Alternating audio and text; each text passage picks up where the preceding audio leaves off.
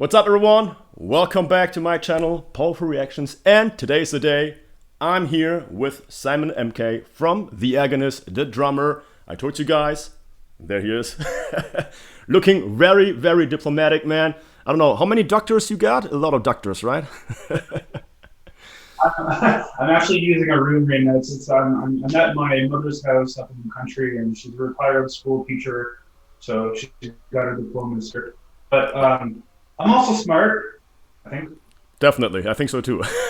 So by the way, thank you very much for doing this, man. This is amazing. I look very forward to it. And by the way, what you don't know that I used to play drums, so we're gonna discuss it later on. You don't know that, so that's a good thing. All right, guys, so you guys sent me in a few questions. We will definitely go over those questions very, very soon. And then we will also do a review on one of the, almost a very current song, I guess, right? In Vertigo. It's funny because you guys wanted me to react to this song for a long time, so here we go. We got it already. I mean, it doesn't get better than doing it together with one of the, one of the bandmates. So perfect. All right, Simon, maybe introduce yourself very quick. For those who don't know you, maybe tell us a bit about your band, everything going on, and yeah. Yeah, so I've been in the band for 13 years now. I joined in 2007. I am not actually the original drummer of the band. They had a gentleman before me who was in the band for just a short time, and then I basically joined right when the band started to take off. So I'm pretty much I might as well be an original member. I've been playing drums since I was 16 years old. I'm going to turn 34 soon. And actually, my first primary instrument is guitar, and I started guitar when I was 12. And I'm also a songwriter for the band too. I'll write a song per album around and various riffs and contribute in that way as well. Awesome. And yeah, I love playing shows, and I also love writing, and I don't know which one I like more, but I love it all. Really interesting, because that's one of my personal questions for you. What do you prefer, touring or the studio life? Recording or touring? I think I like recording more, but it's hard to say because touring is where I met all these awesome people that I know today, and it's just you get into that. There's nothing better than getting into that groove of touring after maybe the first week, and then you're just like, you're just waking up, you're just doing your job, you're starting to feel really badass, you're starting to feel like you could stay out here forever. And that feeling is something I miss right now at this very moment, actually. A lot. Yeah, it's funny because I remember watching the documentary about Slipknot, I don't know the name of, and Chris, he's not, part of Slipknot anymore, but Chris was saying, Pinocchio, he was saying something that 90 minutes on stage is the best part of a whole day of touring, because he was done with it, It is totally tough. Everybody's like, oh, it must be so neat to be rock star and brr. Well, it's not. That hour and a half on stage is the shit. Right. But other than that, dude, it blows. It straight blows. You don't even know what country you're in. You don't even know the time. You don't know anything anymore. So it's really cool to see a different side, man. Awesome. Yeah, I would have to agree. It even gets like it gets to be that when you have a day off and you don't have that show, you feel weird. It's like something is missing. Yeah. I believe it. Yeah, man, interesting. Yeah, it's always cool to see, because a lot of bands really actually prefer the studio sessions, because they think touring is just... And I mean, nowadays, we need to be honest with you. I mean, nowadays, especially metal bands, they tour way much than before that. I mean, now with all those sales going on, I mean, you don't really make money anymore out of sales. I mean, maybe some streaming services are paying, money, but the majority, it's merchandise, I guess, right? And touring. I mean, that's it, right? Well, that's it, man. We don't have a choice. I mean, our bread and butter is touring, and yeah, of course, there's little ways you can come here and there, but it's never going to be like a substantial chunk unless you're in a very big marketable band like the Lamb of Gods, the Slipknots of our scene, so on and so forth. For all the mid-sized bands, and especially for just underneath that, the lower to mid-sized bands who have to pay their dues, there's no other way to do it. Yeah, it's very sad, man. I mean, you're 33, so you're exactly my age. That's awesome, man. So you grew up probably with the same bands that I listened to. Korn, Slipknot, Deftones, all those bands, right? Rage Against the Machine, yeah. Because I remember that time. I think it was 99 when Korn released the Issues record.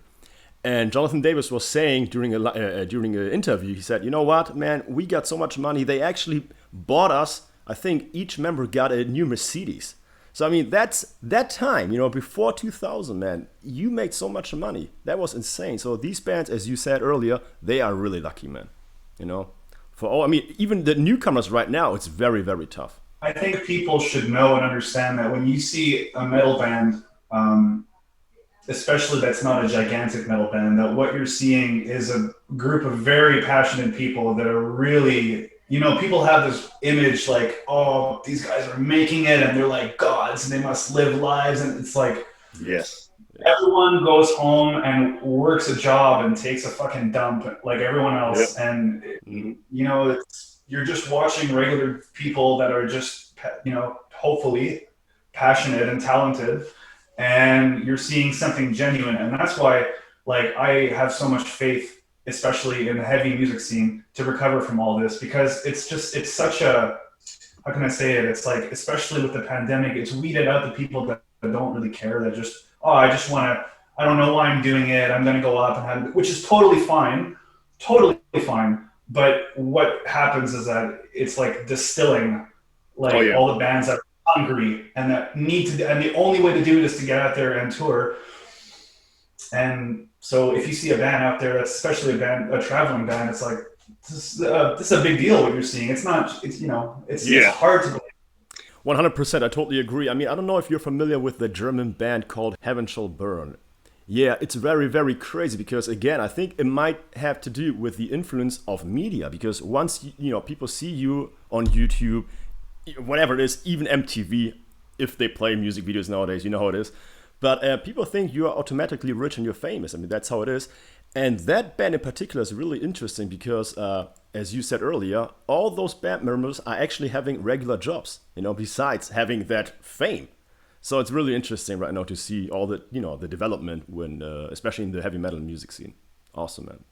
Yeah, actually, I mean, it's not like everyone's working at McDonald's. It's, people have also interesting jobs. Yeah. And like right now, Vicky, our singer, has taken the leap and she's doing Patreon, she's doing her covers, she's doing Spotify, she's squeezing every ounce she can out of music to make money right now. And I think it's awesome. But you have other people that, have breweries or they have their own, cool jobs too. But I think it was, I might be wrong. I think it was Misha Mansour from Periphery said in an interview a few years ago, it just stuck with me. He said, you have to diversify your income as an artist, because as a musician, you have to survive. You 100%. can't just expect to survive off of music unless you're going to be touring like all year long, but then you're going to be touring all year long. And there's things that come with that too. Totally agree. I mean, if you tour too much, of course, it's going to take a toll, of your personal life, private life, family life. It's really interesting because, I mean, on one hand side, we can complain. On the other, I mean, I'm not a musician anymore. I used to play in bands, not anymore, but I'm right now speaking generally. On the other hand, I mean, we're lucky now that we have so many opportunities to actually make different, to create different streams of income. What you said, Patreon. I'm actually on Patreon as well. Amazing platform. So, two sides to each coin is pretty perfect, to be honest with you right now. So thank God. There's a lot, just to add to that, there's a lot of people out there that would not be like, no, I'm not going to work a job and do music. That's just way too much for me. So people that do that, it's for a reason. These people, even if they're not in a band, they're going to act the same way. That's something psychologically. I mean, you know how they are. So whatever it is, man. Awesome, man. Really cool, man. So yeah, I think, guys, we're going to dive right in here to In Vertigo. Please let us know a bit about that song, and then we're going to jump right in. Sure. So this is the first single off of our album from our last album, which is called Orphans. This song is basically us saying, let's come out of the gates super hard, super strong, as strong as we possibly can. Let's wake. This is like your shot of coffee in the morning. We really want people to know, like, we're on the map and we're serious about this. And that's what I would say about that. Well, that's always good. That's always a good argument, for a song. It's awesome, man. All right, then let's dive right in. Guys, here we go. The Agonists with In Vertigo. Let's do this.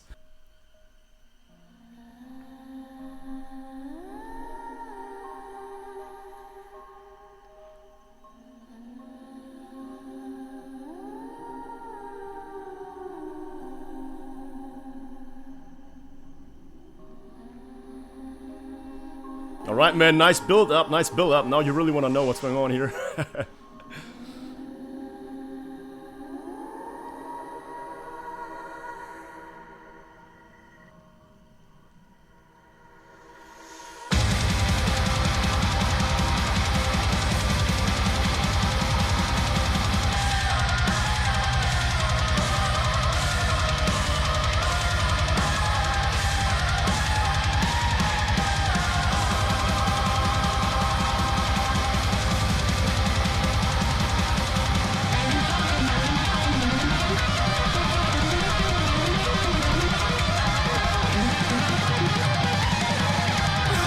Oh, here we go!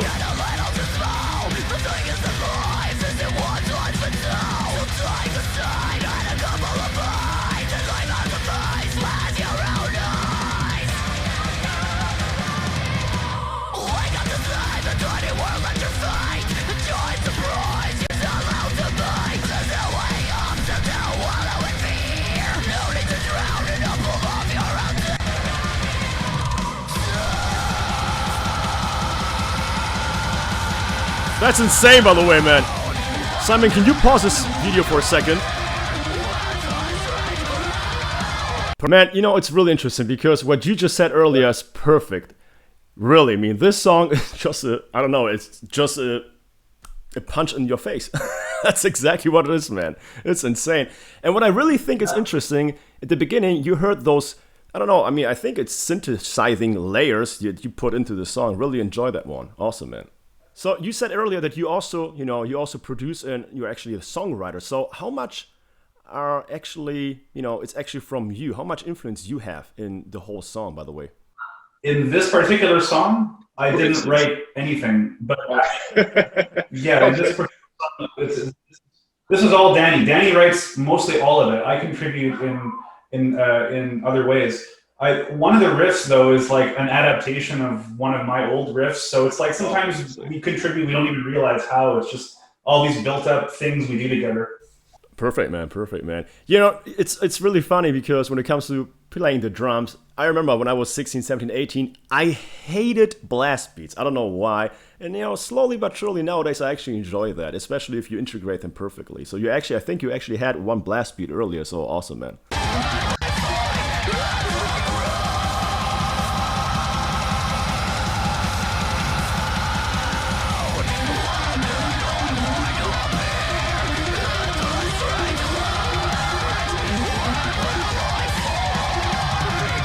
Oh, whoa, here we go, man.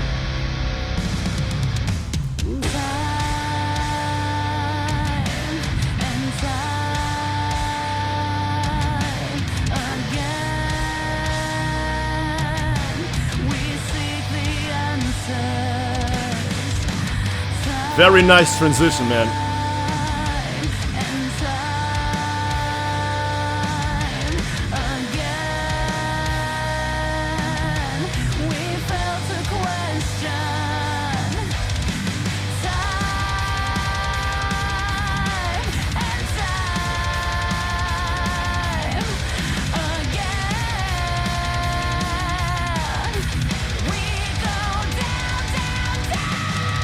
Whoa, bass solo. Oh, here we go.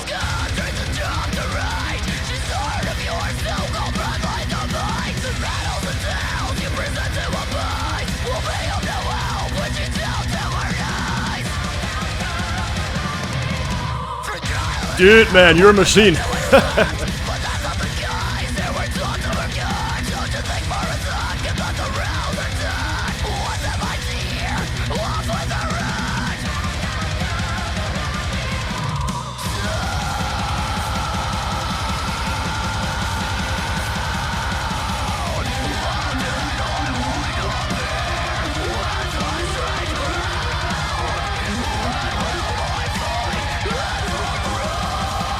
I think that part is one of the best parts in the whole song, man.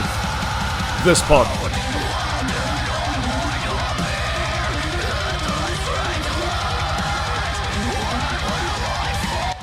This is where everyone goes crazy now. Ooh. All right, here we go, man. You know it's about to happen. Build up.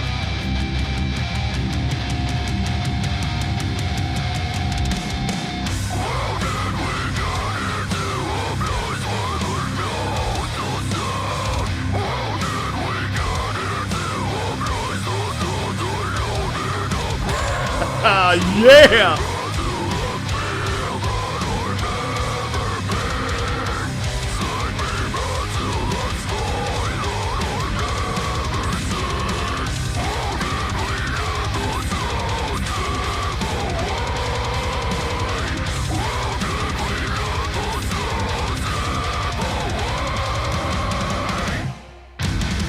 Man, that was insane. That was insane, especially the end, man. By the way, amazing video concept. I don't know who had the idea, but that's really cool, man, for the music video. As you can see here, FTV Visuals. Yeah. Is the company of our bass player, Chris Kells, who has done most of our videos for the past 4 or 5 years and just got better and better and better and better at it. And this was, he really put a lot of effort into this this video. Yeah. Almost everything is self-made. It's perfect.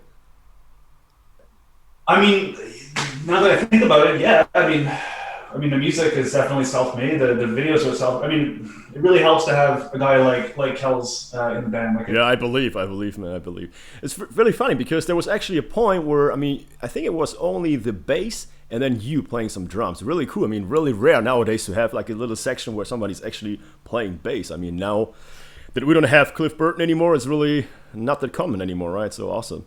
Really cool to see, man. And you know, another thing is really when it comes to playing drums, man, I like the fact that you actually include the double bass in a perfect timing because you don't really just go constant, but you actually do some interludes and stuff. Perfect, man. I think that makes the whole song a lot better, gives it, you know, a different push, even groovier. So that's really awesome. Really reminds me sometimes of Chris Adler from Lamb of God, you know, when he is using his double bass. Amazing, man. I think that's actually the way it should be. If you just go constantly, it's awesome. It's also heavy, but at some point, you know what I mean? It's just like, come on. Well, it's funny you say that because this song's actually like pretty much like that. It's like it's just like a train that doesn't stop until the end of the song, where it kind of becomes more groovy, and especially like when we play that live, it's like whenever we get to that end part where she does her super brutal low vocals and it's just this big groove. I mean, it's a definite crowd pleaser. Oh, 100%, man. 100%, man.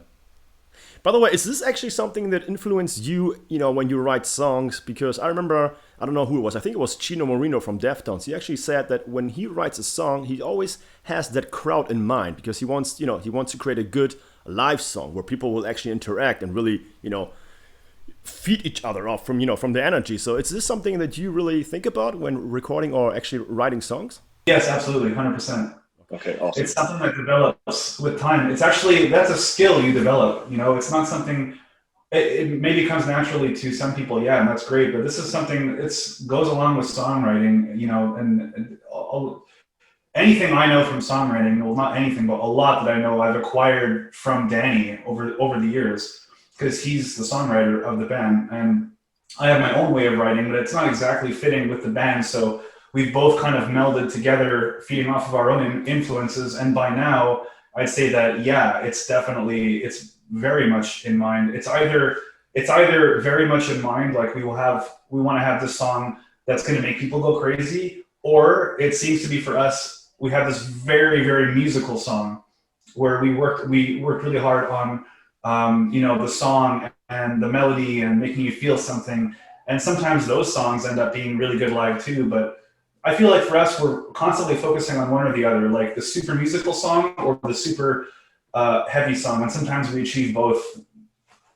Yeah, I believe that. I mean, it's always a really thin line. I mean, I remember, I think it was the Iowa record by Slipknot, man. I mean, you had some crazy songs such as Gently, for instance. I mean, it's really, you know, it goes slowly and then it just gets brutal. It's just insane. And that's actually a perfect live song as well because the audience really feels your emotion. And now we go back to what you said earlier about, you know, some bands that are really not they don't really like touring because they really just go through the motion. That's another really interesting thing because, I mean, the audience is not stupid. I mean, you can tell if a band just really is going through the motions because they have to, it's a job, or if you really feel that song. You really have to mean it. So that's another really important thing. Oh yeah, you can definitely tell when a band is just going through the motions, and I've seen it before on other tours, and it's pretty obvious. And in my opinion, it's pretty sad. It's very sad, yeah, because, I mean, what are you doing it in the first place, Because nowadays, it's really hard to get money. I mean, we already talked about it, so what's the reason behind it? Some people get stuck, man, and there's nothing else for them, and it's not their fault, It's just, this is what they know how to do, and I'm just using one example, I guess. Everyone's different. It's true, man. So, guys, by the way, that was in Vertigo, amazing song, honestly. I mean, normally what means normally? I'm always really honest, and Simon, definitely amazing song. Especially when Mckay just turned demonic. I mean, I don't know exactly what she did there, because I remember when people always said, yeah, if you want to sound like that, you have to cup your mic. I mean, we all heard that. So, cupping your mic is one technique, but I'm pretty sure she didn't cup her mic at that point, right? She really just did it, right? Yeah, and she does it every night on tour too. It's awesome, especially to hear female sing like that. I mean, I think 2 years ago when Ginger came out with Pisces, everyone was just talking about that song when Tatiana just went berserk. And, the thing is that, well, that song really went viral, but at the same time, there are a lot of girls doing it, and even before that. So it's really awesome to see that. Really cool, man. I enjoyed her voice a lot. Awesome, man. All right, guys, so let's head over to your questions. I picked 6 questions, and it's funny because I think 2 questions are already answered during this conversation. But let's head over. I'm going to read those questions right now, actually. All right, Simon, are you ready? Yes.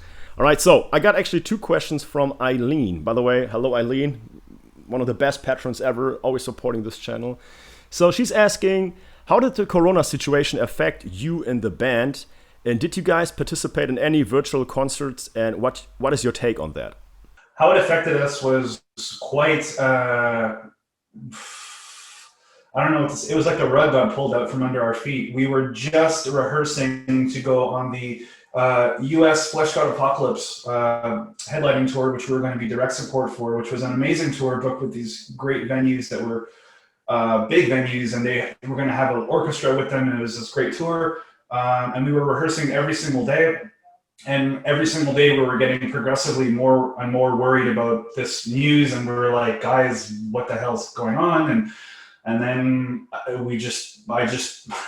was sitting in the car, and the text came in, tour's canceled, and we just went from full force, full steam rehearsal to just drop sticks and go home. And in terms of virtual concerts, the thing about us is, Vicky, our singer, is located in Chicago. That's her home base. And the rest of us are located in the Montreal area, or Paco is like 2 hours away, which is not an issue, but more the issue of the borders being closed for Vicky to get here kind of makes it hard for us to do a virtual concert, unfortunately. Very interesting, man. Yeah, I mean, how can you prepare for something like that? I mean, come on. I mean, you and I, we're 33, we never experienced anything like that, so it's really insane. And I really believe that it's even worse not knowing when it's actually going to stop, because it's so uncertainty, that's actually something that really probably is bothering you guys, because there's not really an end point. You cannot really plan anything. I mean, I think you guys are already planning on going on tour again next year, right? I saw something in South America. We have South American tour planned for May 2021. And then we have a festival run in Europe in summer of 2021. You know what that means, man. I will definitely come over, 100%. Awesome, man. All right, then let's head over to the second question. Second question was sent in by Patrick McGill. What bands were you listening to while recording Orphans, your latest record? Oh, good question. Well, I can tell you what the band listens to right now. Primarily, it's going to be, it's really hard because we all have such varied tastes in the band, but there is a sort of circle of bands we can agree on. And in the metal category, that would probably have to be Opeth, Leprous. This is tough because there's so many that it's like looking at a menu at a restaurant that's so big. I mean, I'm sure Danny would be able to answer this question a lot too, because he had some interesting dives into different musical tastes for this album. It also happened a couple of years ago, so it's hard to think what we were listening to. I mean, we're such varied. We have such varied tastes, but I definitely say Opeth, Leprous, a bit of Death. Yeah, and I mean, it's really hard to say, man. It's really hard. It's not like we were all sitting in a room listening to the same music. It's like we all have our own things we dive into. Devin Townsend would be another influence. Your Canadian fellow, man, amazing guy. Amazing songwriter. There's too many influences to even. I mean, I can tell you mine, but in terms of what we were all listening to, oof, that's tough. What was your personally? Personally, your influence was definitely. My personal influence would have to be my favorite band is Emperor. Oh, nice.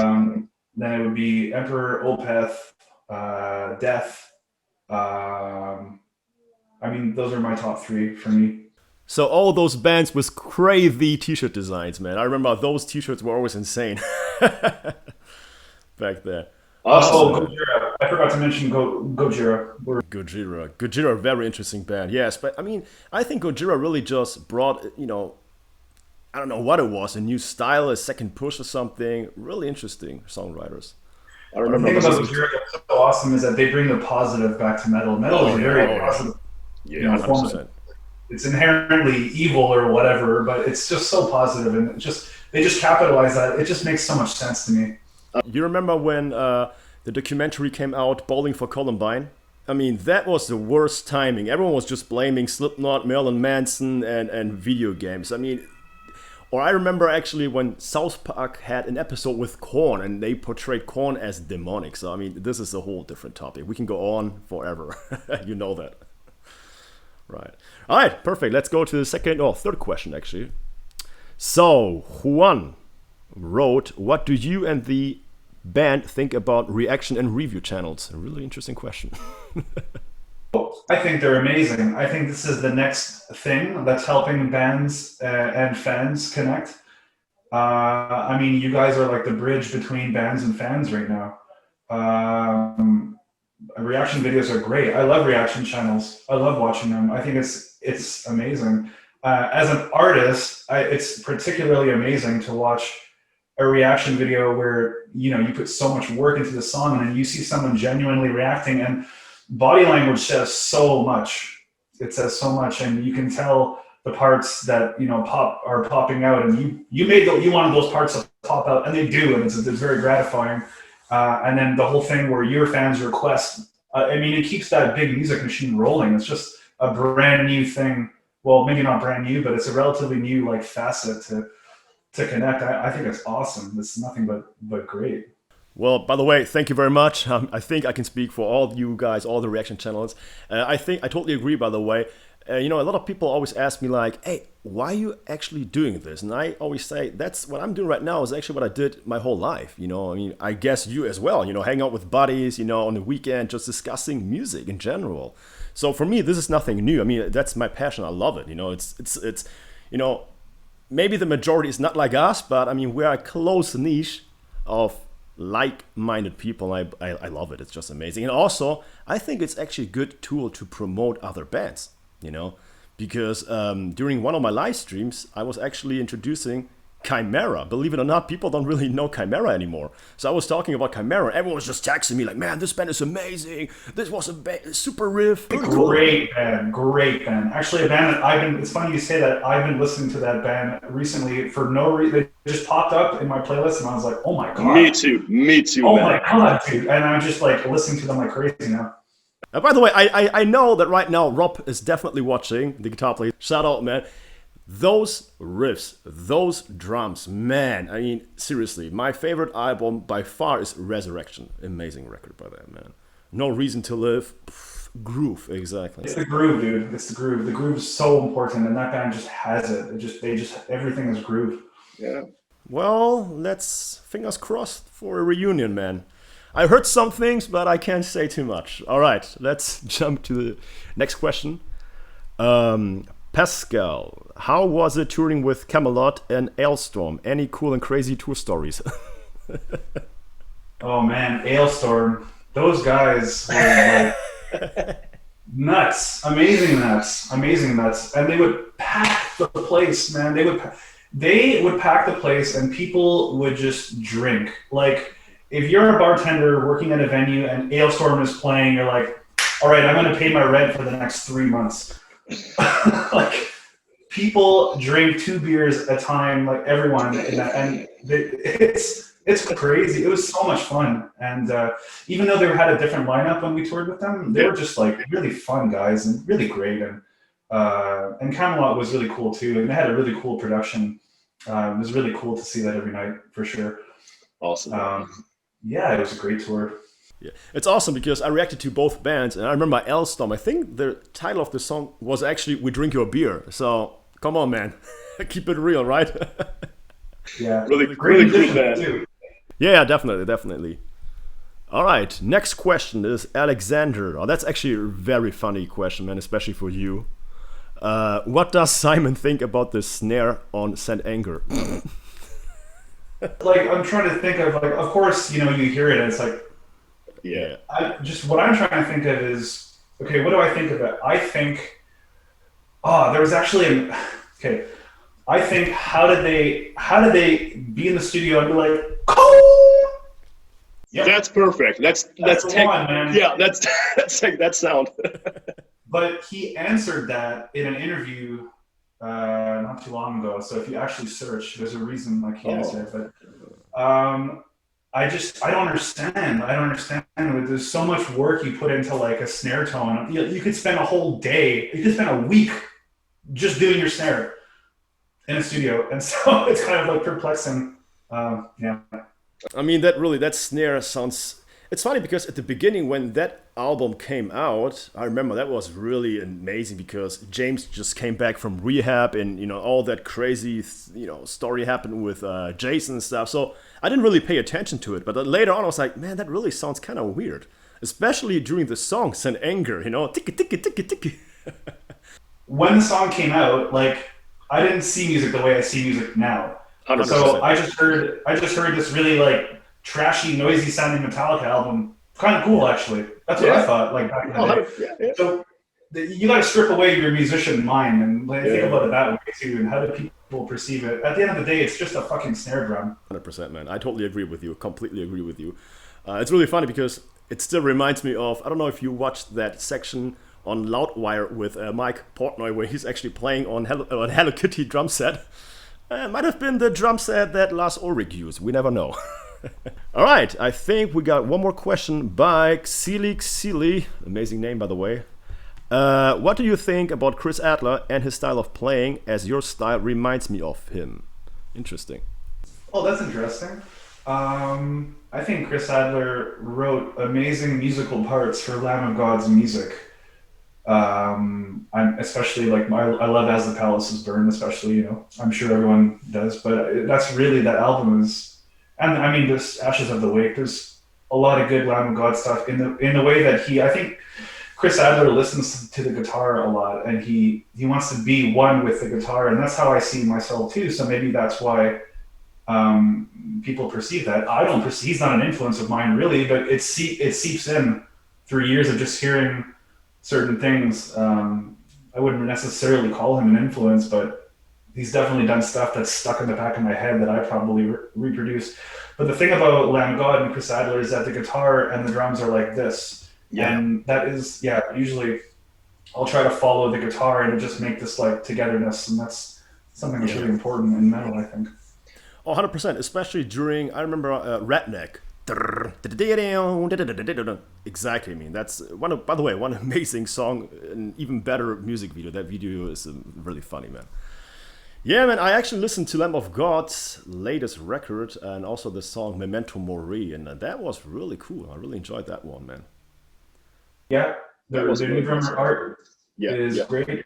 Yeah. We toured with him. He was in Winds of Plague. We toured with him. Freaking great drummer. All the best to him. Winds of Plague. Talking about that, I just listened yesterday to Winds of Plague, California. I don't know who was in that song, but that was a crazy song. California. And we have actually a bonus question, man, from your best buddy, Steve, of course. Yes, Steve. On a scale from 9.5 to 10, what's your take on, the cruise? What was it called? 70 tons? 70,000 tons of metal. Yeah, man. On a scale of 9.5 to 10, I would give it an 11. 11. You heard it, man. 11. That was a really cool experience for you guys, right? I'm really happy we got to play that because it's a really unique experience. It's like just being out on a boat in the middle of international waters with like all your best friends. Like you could just talk to anyone on that boat. Hey, what's up, dude? And in the hallway, hey, what are you going to see? Oh, I'm going to see Solar. Oh, wicked, dude. Here's a beer. It's like metalheads are so cool, and even talking to the staff on the boat, they're like, man, you guys are great. Like, you don't complain. You just have fun. You don't start fights. There's no fights, We have metal to mosh over. What the hell do we need to fight for? So it's just this big ass party in the middle of it's amazing, man.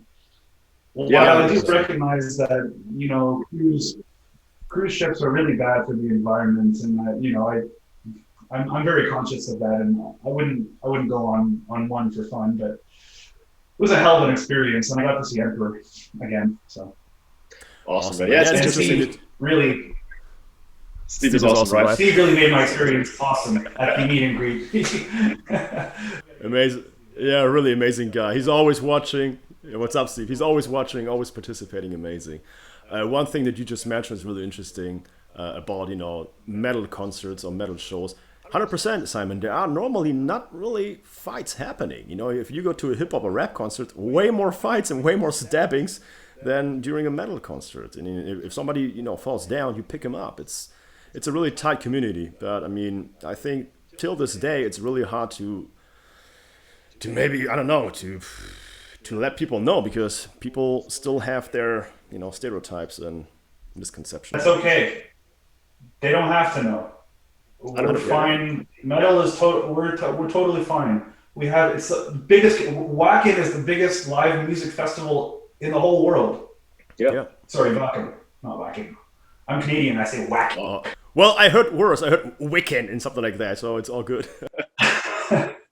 Yeah, it's totally fine. Metal will be fine. We'll be just fine. People don't need to understand. And then once you do understand, it's like, oh my God, I understand. This is great. This was so great. These bands of people, but if whatever, it's fine. We don't need more people. Totally agree, man. Simon, you remember when you were like 17, 18, 19 and you were on the streets walking and you saw somebody with, I don't know, with a similar t-shirt, maybe with a Metallica shirt, you just looked at each other and, as you said, we knew, you just understood. You didn't have to talk. We were like, hey, what's up? So I totally it's the nod. Yeah. It's the nod. It's just exactly. It's the nod and the little frown. Man, that's a funny story. I actually saw a few years ago, I was with a few buddies out and we bought a case of beer and we were like rocking Pantera and Metallica shirts. And we saw that family, and the family father looked at us, and I remember his face exactly. He looked at us like this. That was amazing. That was amazing. He just knew. He was like, oh man, I wish I could be with these guys right now. That was awesome, man. All right, Simon. So I think that's it. By the way, thank you very much, man. Thank you very, very much for doing this, man. Especially looking so smart with all those prices. My mother's diplomas. I have a diploma in metal. That's good. I think you can actually study metal. I think it's in somewhere in Scandinavia or something. I heard that.